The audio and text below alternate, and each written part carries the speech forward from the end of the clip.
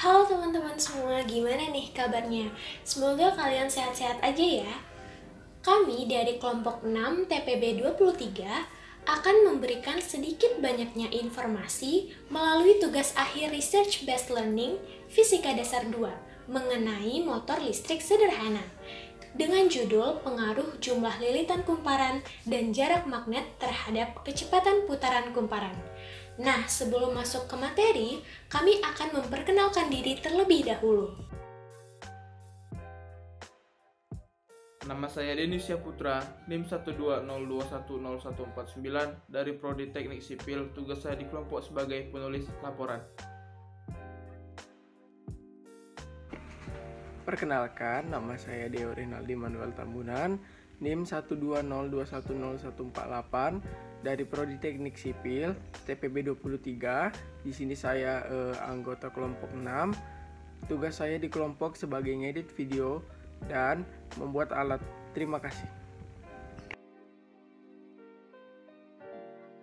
Perkenalkan, nama saya Fadil Lazwardi, NIM 120210147 dari Program Studi Teknik Sipil. Tugas saya di kelompok yaitu membuat laporan RBL.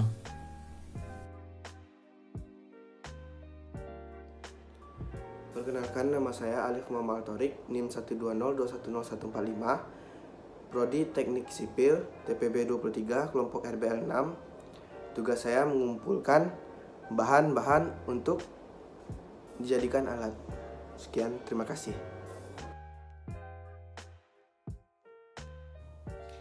Perkenalkan, nama saya Salsabila Latifah Rahmah, NIM 120210146 dari Prodi Teknik Sipil. Di kelompok ini saya bertugas dalam menyusun materi mengenai motor listrik sederhana.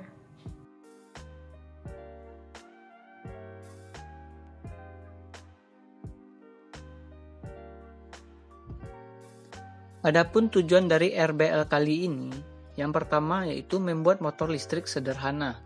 Yang kedua, memahami prinsip dari gaya Lorentz. Yang ketiga, memahami prinsip kerja motor listrik.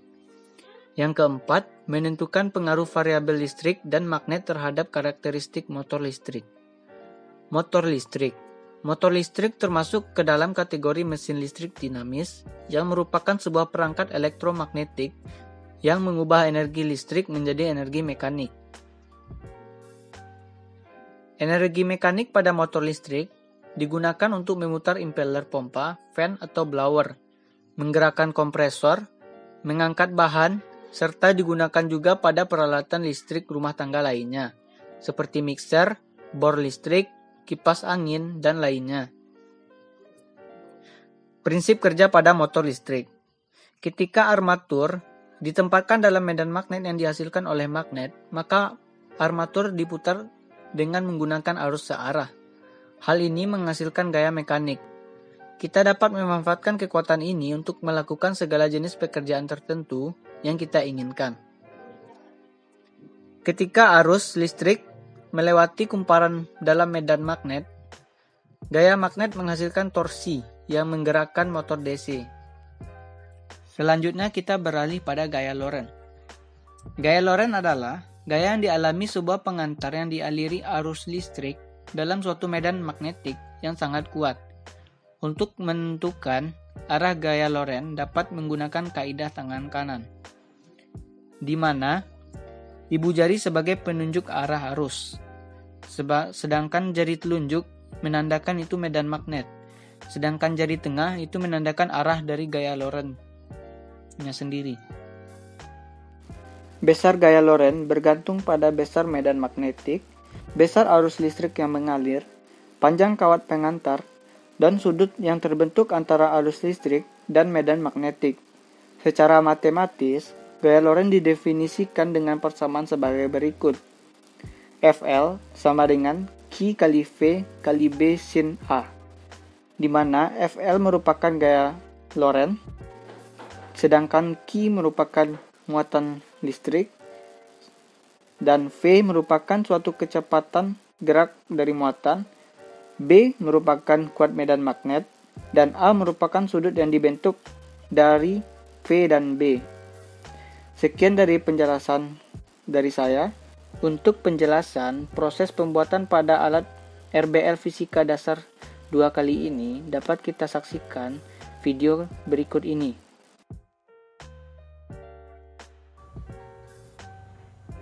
Baik, selanjutnya kita akan membuat alat penerapan pada motor listrik yang berasal dari kawat tembaga email. Di sini saya akan menjelaskan dulu alat dan bahan yang saya gunakan.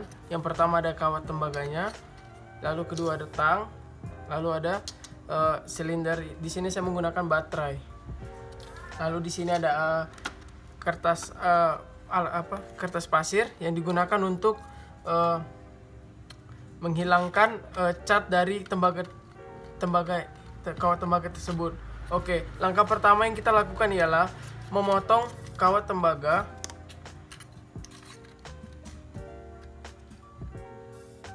Oke, secukupnya saja.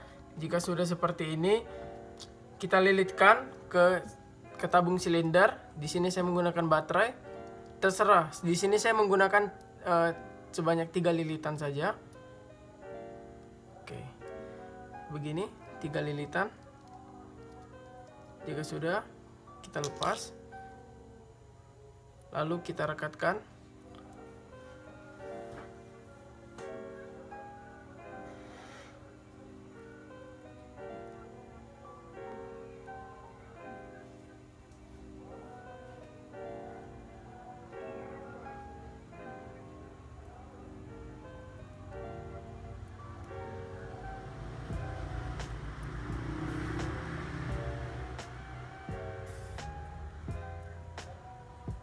Oke, seperti ini saja. Lalu kita potong pada sisi kanan dan sisi kirinya sebesar 4 cm saja. Oke, kira-kira segini. Lalu di sisi kirinya. Oke, akan membentuk suatu kumparan.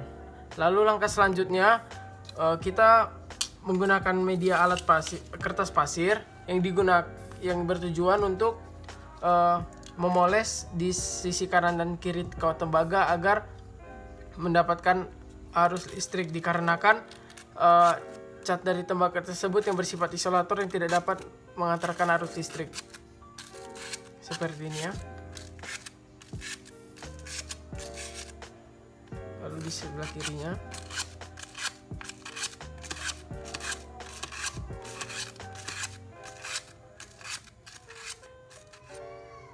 Baik, setelah saya perbaiki sedikit tadi untuk merekatkan agar lebih bagus, dan terlihat ya teman-teman ya, bekas yang sudah diamplas sebelum dan sesudah diamplas.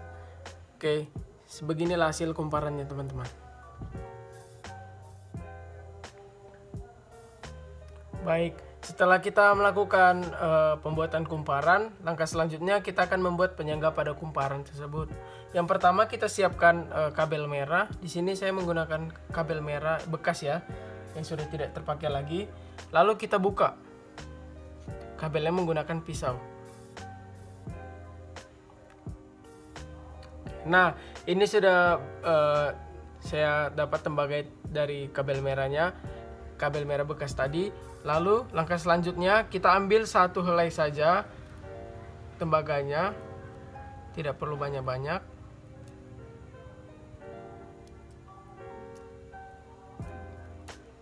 Oke, seperti ini ya teman-teman. Jadi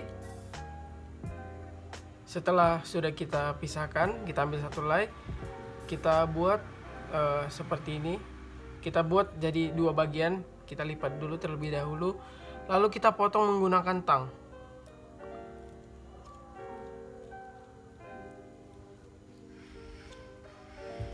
Oke, jadi seperti ini. Lalu kita kira-kirakan saja, ya mungkin panjang penyangganya saya buat sekitar 7 cm saja. Kira-kira segini ya. Oke, lalu jadilah seperti ini. Lalu langkah selanjutnya kita lakukan lilitan. Di sini saya menggunakan obeng min untuk melilit penyangganya. cukup 2 lilitan saja seperti ini. Lalu kita lakukan yang sebelah sebanyak 2 kali lilitan juga.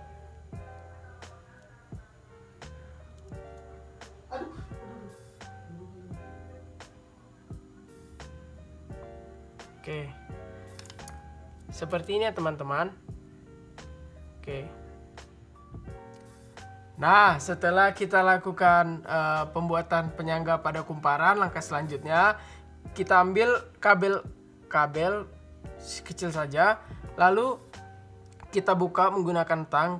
Kebetulan tadi sudah saya buka. Lalu kita lilitkan ke penyangganya. Usahakan lilitkan ke penyangganya ketat ya teman-teman. Oke, jika sudah seperti ini, langkah selanjutnya kita buat juga penyangganya yang satu lagi. Kebetulan juga sudah saya siapkan seperti ini. Nah, langkah selanjutnya kita ambil untuk penahan di bawahnya penyangganya. Lalu di sini kita rekatkan di sisi cangkirnya. Oke. Langkah selanjutnya kita ambil alasnya buat di bawahnya. Bisa medianya sebenarnya bisa juga papan, tetapi di sini saya menggunakan kardus. Oke, kita letakkan dulu seperti ini. Lalu langkah selanjutnya kita ambil baterai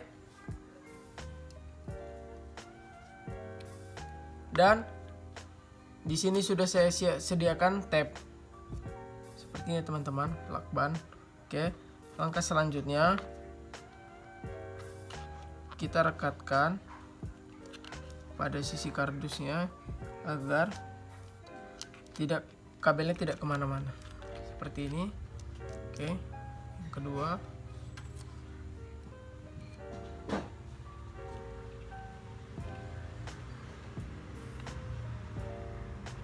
oke, sederhana aja teman-teman seperti ini. Oke, langkah selanjutnya kita gunakan baterai untuk menyambung pada sisi samping seperti ini.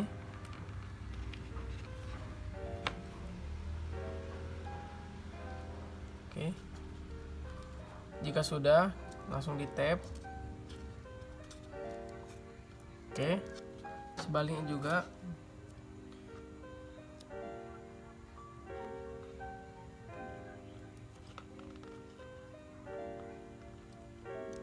Oke, kurang lebih seperti ini. Oke, langkah selanjutnya kita ambil kumparan. Nah, setelah kita sudah melakukan semua cara kerjanya, langkah selanjutnya kita akan melakukan pengetesan. Di sini saya menggunakan magnet dari speaker. Oke, langsung saja kita coba ya teman-teman.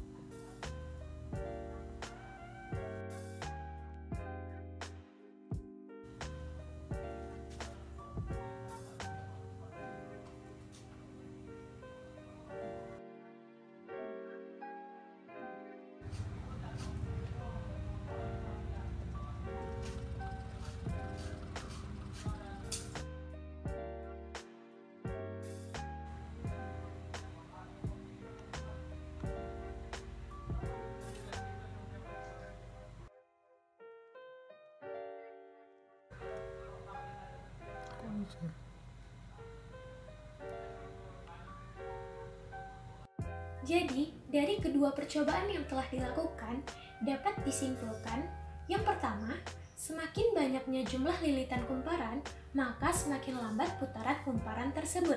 Begitu juga sebaliknya, semakin sedikit jumlah lilitan kumparan, maka semakin cepat putaran kumparan tersebut. Yang kedua, semakin jauh jarak magnet dengan kumparan, maka semakin kecil gaya putaran kumparan tersebut. Dan sebaliknya, semakin dekat jarak magnet dengan kumparan, maka semakin besar gaya putaran kumparan tersebut.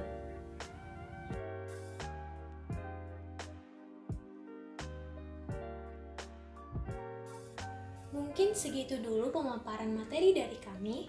Semoga informasi yang disampaikan dapat menambah pengetahuan teman-teman semua. Jangan lupa untuk like video ini dan share ke seluruh teman-teman kalian agar kita semua mendapatkan ilmu yang bermanfaat. Terima kasih semua. Bye!